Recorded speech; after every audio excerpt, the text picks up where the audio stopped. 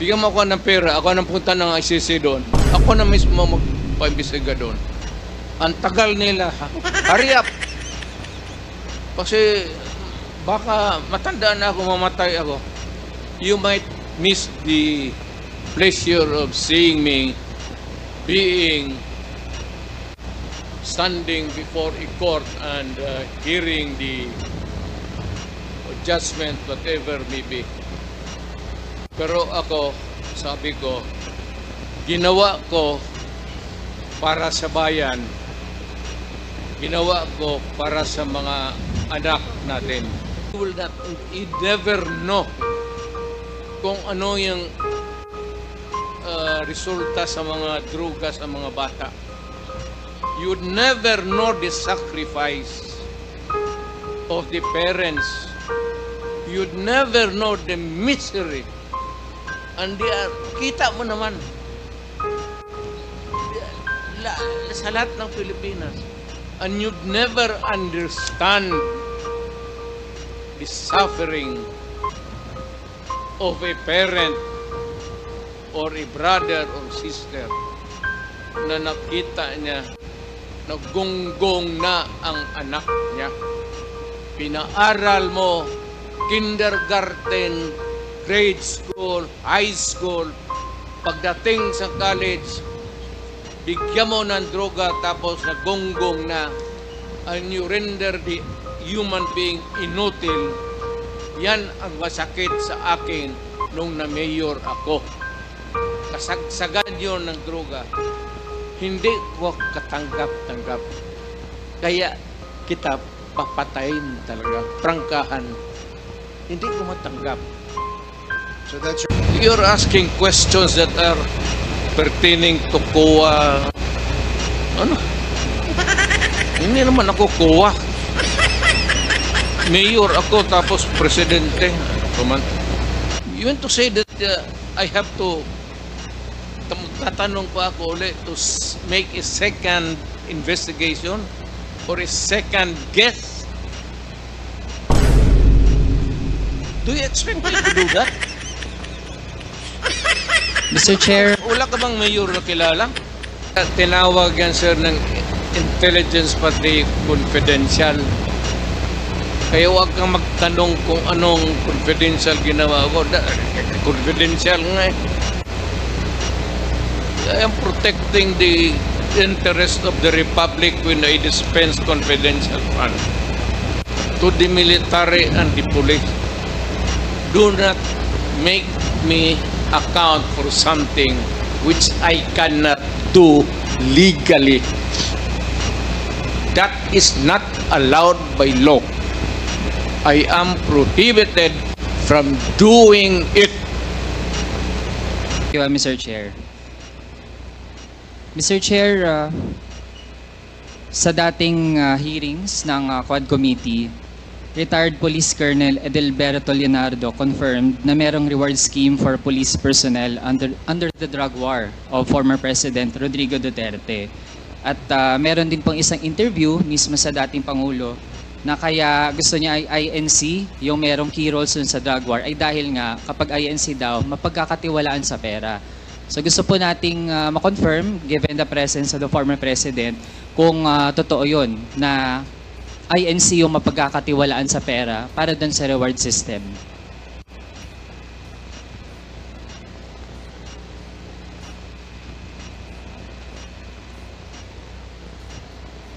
The reward system. Ganito yan.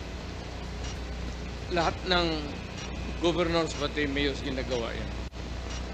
If there is an operation which is not funded by the police because there is really no money, particular money for every crime committed at yung for the operation, lalo na out of town, you have to provide. If it says Davao City, outside of the province, Cotabato, prosecutor kasi ako, so I will begin to count kung magkano. Sabi sir, sa South Cotabato, Gaano kalayo yan? Anong gamitin ninyo? May gasolina, pagkain. So, ang pagkanguri ko, pagkain. Bigyan ko yan sila ng, okay, I'll give you 20,000. Magamit nila yan. Gamitin nyo yan. Pag may sobra niyan, magsabi sila, sir, hindi na ubos. Kasi nahuli ka agad. Kasi marami. Hindi mo masuloy. Hindi mo mabulsa yan. Kasi marami kayo dyan sa team na police, nag-ooperate. Sasabihin mo talaga yan pagbalik, sir. May sobra dito, sir. O, ilan? Sir, kalahati. Sabi ko, inyo na yan. Mr. Chair, Reward. Correct. Very correct. Talagang totoo. At minsan, bigyan ko pa. kino-confirm na rin naman ng dating Pangulo na merong reward system at sabi po niya hindi lang pala siya yung gumagawa niyan. Meron ding iba na gumagawa niyan in relation dun sa anti-drug campaign. Mr. Chair, I'd like to delve into specific persons na napangalanan na rin dati sa Quad Committee.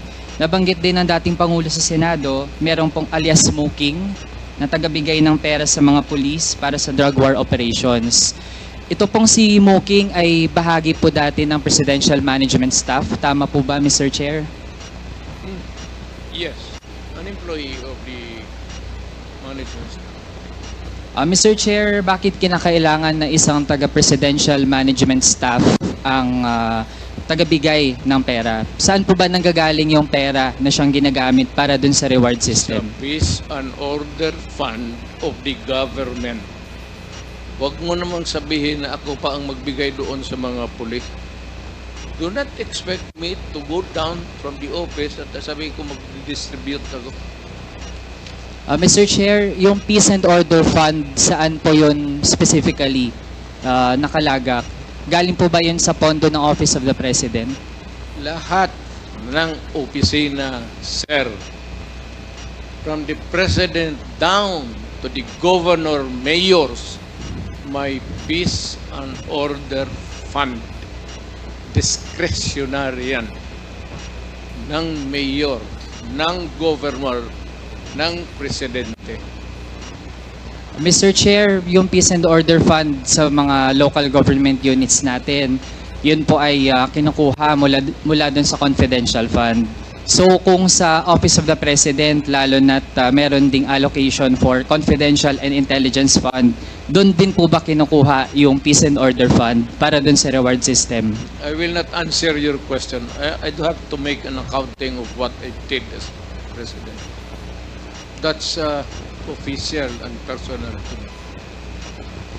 Mr. Chair, bahagi ito ng ating gustong siyasatin dito sa Quad Committee kasi kanina din naman po ang banggit lahat ng mga nagpapatupad ng ganitong operations, yun yung source, Peace and Order Fund. Pero kailangan malinaw din saan talagang item, anong allocation po yun. So kung sa mga LGU, malinaw naman, confidential fund.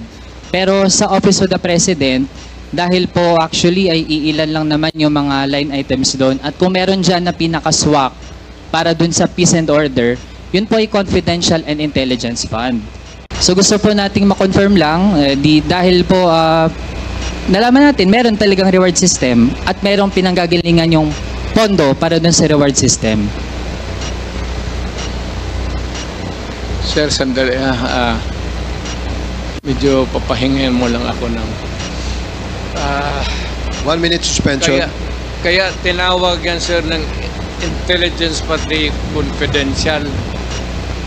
Kaya huwag kang magtanong kung anong confidential ginawa ko. Confidential nga eh. I am protecting the interest of the Republic when I dispense confidential fund to the military and the police. Do not make me account for something which I cannot do legally. That is not allowed by law.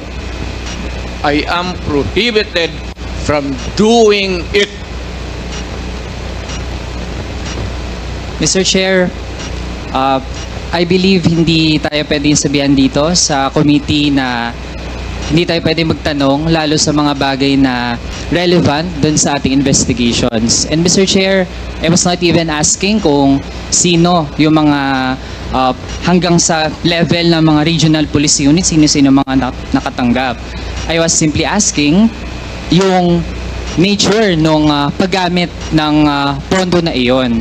And Mr. Chair, there's nothing in the joint circular on confidential and intelligence funds that says that we cannot ask general questions, Mr. Chair. Kaya kung ayaw po tayong sagutin dun sa ganong mga bagay, then I think that's actually an indirect admission na dun talaga nanggagaling at ayaw lang pong specify ng ating resource person yung nitty-gritty. Pero yun na po yung nagtutugma yung Peace and Order Fund na pwede talagang kunin doon sa Confidential and Intelligence Fund na actually ay lumobo ng sobrang taas sa ilalim po ng term ng past administration. So actually po, we gave our resource person a chance to answer pero nagdi-deviate po mula doon sa paano talaga sana sagutin ng diretso kasi simple lang naman po yung tanong kung doon ba kinukuha. Okay, let me answer you. Chance to answer. You are asking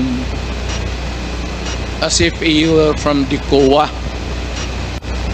Hindi ka naman COA. Hindi kita sagutin ng tama kasi wala rin akong alam. COA, kailangan mo ng report. So you have to bring the papers. You're asking questions that are pertaining to COA. Ano? Hindi naman ako COA. Mayor ako tapos presidente. Mga kababayan natin yung makakausga, malinaw naman po na wala po sa aming dalawa yung taga-COA pero mismo po nasa memorandum circular din naman na dapat ay ipatupad ng COA na dapat ay kung mayroong mga ahensyang nabibigyan, nagagrant ng Confidential and Intelligence Fund,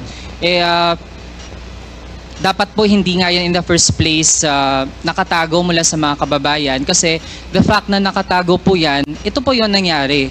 Nagamit po ang pondo na yan para dun sa mga extrajudicial killings na kumitil ng buhay ng mga kapwa nating kabataan, magiging yung tens of thousands ng mga pamilya na actually ay hanggang ngayon nagdurusa at walang hustisya.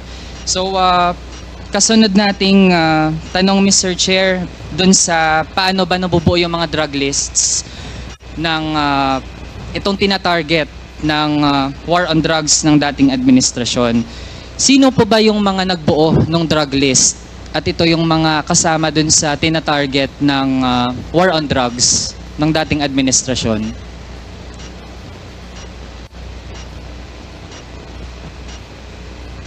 Drug list, it has to come. Hindi naman sa department store yan. It has to come from the police doing the undercover. Mr. Chair, yung mga napangalanan dati dito sa Quad Committee kagaya ni na Colonel Leonardo, bahagi ba sila nung mga nagbuo nitong drug list? I don't know where he, hindi ko alam ang unit niya in particular. I only know that there's a policeman. Pero hindi ako nagtatanong kung saan siya galing, from where, kung saan siya nagtrabaho from one unit to another in the course of their being a policeman.